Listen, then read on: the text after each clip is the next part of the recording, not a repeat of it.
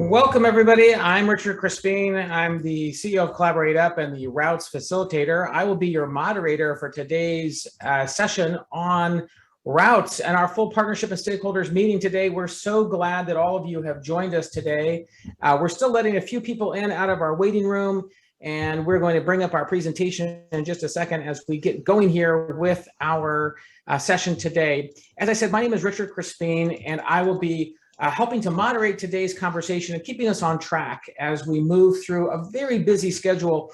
Our purpose today is to try to create a bit of strong momentum as the Routes partnership starts to wind down, but really our efforts at combating wildlife trafficking really just start to take off. And we're trying to engage as many of you across the multi-stakeholder landscape of interested parties who are trying to combat the illegal trade in wildlife in the transportation sector. And we're so privileged to have all of you with us today, and a great program of speakers and resources and tools that we're going to showcase for you today. Before we get started, I want to just cover a few technical and logistical items. I know that we've all been living a Zoom life for the last 18 months, so I'm sure you're more than familiar with this platform. But just in case you forgot, a couple of things I want to point out to you. If you mouse down, if you're on a laptop, it might be if you're on a mobile device up at the top, but if you kind of mouse down to the bottom of your screen, you should see a menu that comes up. And down there, you'll see a few useful things, namely a chat button and a participants button and an interpretation button. And I'll also ask our translators to drop this into chat for those of you who are joining and speaking in Spanish. So we do have simultaneous translation available in Spanish going on at this time. So if you click down there at the bottom, you will be able to select the language that you would like, namely Spanish. If you're not speaking, if you're not a Spanish speaker, you can stay right here for now. We may need you to drop into the English channel when we have a Spanish speaker speaking, but for now you should be able to stay here in the main channel. You can select your language there, and if you drop into the English channel, you will, or into that Spanish channel, you will be muted and not hear the rest of us. I would also ask that you do stay on mute. We have enabled microphones so that we can have some dialogue today, but unless you are speaking, please stay on mute, and we will be really relying on the chat. So if you open up that chat window, I'd keep that open. This is a time for us to share some resources with you, but we also really want to hear from you and make sure that we are addressing any questions or concerns or issues that you might have, and the chat will really be the place for that. So please do feel free to make liberal use of that chat as we go through today's session. If we could also now bring up our polling question, Owen. I also want to introduce two of my colleagues to you. My colleague Owen and my colleague Caroline are on the line here, and they will be helping to co-facilitate today's meeting. And if you have any issues as we go through, particularly technical issues, Owen is going to put his WhatsApp into the chat, and you can reach out to him and get from him any additional help that you might need. So please do feel free to use that chat function or to reach out to Owen. We have a polling question up here right now, and we'd love to hear from you. What kind of issue do you think wildlife trafficking is? Is it a conservation issue? Is it a economic issue, a security issue, a public health issue, or all of the above? So please do go ahead and respond to our poll. And as we're waiting for polling questions or polling answers to come in, I think the only other thing I wanted to cover is to, again, welcome all of you and to say how privileged we are to have all of you with us today, and to, again, encourage you to keep the dialogue going in chat and to bring any issues or questions up as we go through. It looks like we have a few more people joining us, and I welcome those of you who have just joined to our session. We're going to go ahead and dive in here. Looks like we have almost 75, 78, almost 80% of you have responded to our poll. I'm going to give that one more minute but please do go ahead and answer our polling question. Is wildlife trafficking a conservation issue, an economic issue, a security issue, or a public health issue, or all of the above? We're over 80% now, so I am going to go ahead and end the poll. And can we, well, I can share the results here. Looks like the vast majority of you, 94%, said it was an all of the above. We had a couple folks say conservation, a couple folks say economic, a couple folks say security issue. Interestingly, nobody picked public health, but thank you for participating in our poll. If we could go to the next slide, please. So let me just give you a quick overview of our time together, and it will be quite quick. We're going to go through and hear from our Routes leadership in just a moment, and then we're going to hear some of our key accomplishments and achievements from each of the different partners in the Routes partnership. Then we'll have a champions panel where we'll hear voices from airlines, airports, law enforcement, and conservation on all of the work and the great work that they've been doing together and with Routes to combat wildlife crime in the transportation sector. Then we're going to take a break and we're going to have an interactive review of the resources that have been produced over the course of the partnership. And there we really want to do a little bit of hands-on with you and hear how you might use these resources or take them forward. And then we're going to do some focus groups. And we'd really, really like for people to actively join these focus groups because we want to hear from you about how we might take forward these resources that you all have just heard about and how we can keep the momentum going from the Routes partnership. And then we'll close with some reflections from the leadership and from all of you. So that will be our day. And we go to the next slide. I want to dive right in here and have the chance to hear from a couple of the key people behind the Routes partnership. And first, I want to turn it over to Alicia Grimes with USAID. Alicia has been our oversight, our voice of wisdom, and our real guiding light throughout the many of the years of the Routes partnership, representing the U.S. Agency for International Development, the primary donor behind Routes. So Alicia, over to you. Thank you, Richard, and welcome everybody to our last celebration, our celebration of the Routes partnership. It certainly has been, I can say, a privilege to have served as the project officer, so to speak, of the Routes partnership on behalf of the United States Agency for International Development.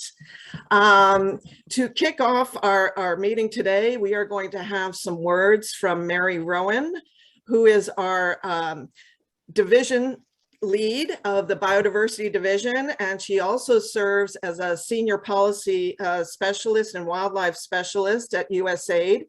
Mary, many of you know Mary. Mary has been instrumental in shaping US government and USAID efforts to combat wildlife trafficking for the last decade or so. She's not only served on multilateral delegations with the US government to major biodiversity fora, but she has also been she oversees the development and design of major global programs such as the Wildlife Traps Project, which stands for the Trafficking Assessment and Priority Setting Project of USAID. And TRAPS led to the formation of the Routes partnership.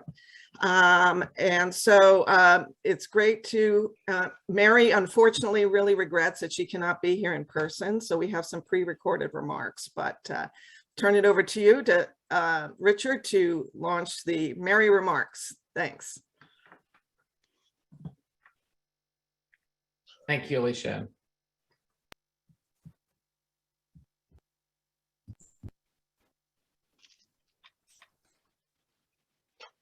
Welcome, everyone. It's great that so many of you could join us today for this final Routes partnership meeting. And I'm very sorry that I can't join you today in virtual person.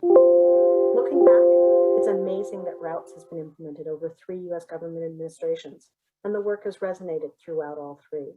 Focus on curbing wildlife trafficking and its role in organized crime, and working in partnership with the private sector and others to tackle these issues.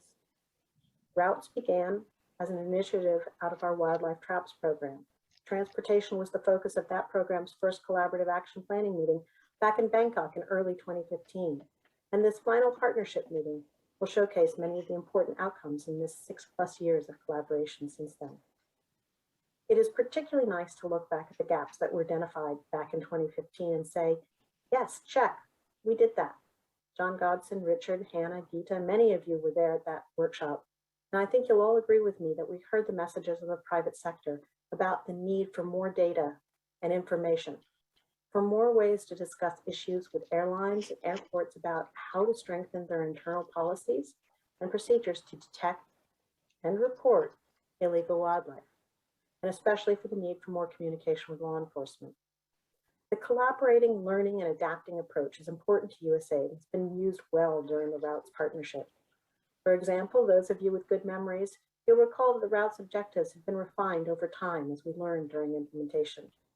We've also welcomed some new partners, like the Airport Council International, and brought in additional US government agencies like the Transportation Security Administration and Sandia National Laboratories. We're also excited that the collaboration with the United for Wildlife Initiative is helping build further connection with airline and airport stakeholders on a regional basis and extending the sustainability and reach of the Routes partnership. And during a global pandemic that's created so much upheaval in the transport sector and the world overall, the Routes partnership adapted and forged ahead with innovative approaches like the Wildlife Sentinel app that you'll hear about later today. Our challenge remains enormous and doesn't stop here. Much work remains to be done, and many of the tools started by Routes that you'll learn about today need to be carried on by US government agencies, industry, and NGO partners. So, as you participate today, I invite and challenge you to think about how you might apply one of the lessons learned or how you might help disseminate and use one of the tools presented. Good luck, and I hope you have a really productive day. Thank you. Thank you, Mary, and thank you, Alicia. It's so important for us to have the chance to hear from USAID leadership, and we really appreciate all that both of you have done to help us and to lead us really during this entire partnership. It's now my pleasure to introduce Crawford Allen from Traffic. Crawford, you are the Senior Director of Wildlife Crime for Traffic and a former member of the U.S. President's Task Force on Wildlife Trafficking and one of the real founding visionaries behind the Routes partnership. It's our pleasure to have you with us today. So Crawford, over to you. Thanks very much, Richard, and welcome everyone on behalf of the Routes Partnership and Traffic. We're excited that so many people from all over the globe and from so many different sectors, agencies, and companies and organizations could join us to celebrate the USAID Routes Partnership's achievements and explore how it can continue to contribute into the future.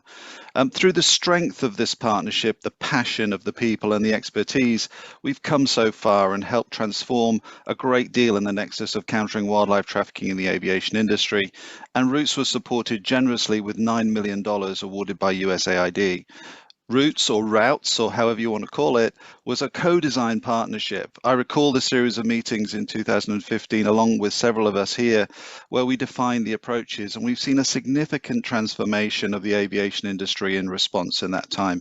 So along with catalytic initiatives like the Buckingham Palace Declaration, the United for Wildlife Transport Task Force, and we'll be hearing from them later today, a global collective of partners has generated a platform for change that has been so instrumental. So Routes brought together transport, logistic companies, government agencies, development groups, law enforcement, conservation organizations, and even donors to disrupt wildlife trafficking activities in the legal transportation supply chains and aid the concerted international response to addressing wildlife and poaching and associated criminal activities worldwide.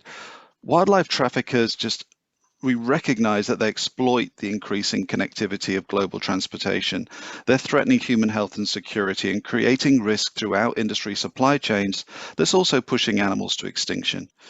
So routes aim to fill a gap in supporting the transport sector by providing targeted data analytics, empowering personnel with tools and information to be part of this solution, increasing communication and information sharing between the private sector and enforcement, and ultimately embedded wildlife trafficking solutions within existing systems and policies for sustained impact.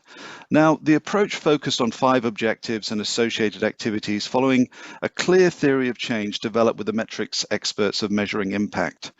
You'll hear from our implementing partners next about the impact of meeting those objectives.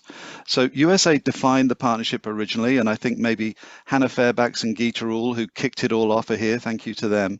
And that was then followed obviously by Alicia and Megan Hill, and who've been amazing in helping guide this whole program.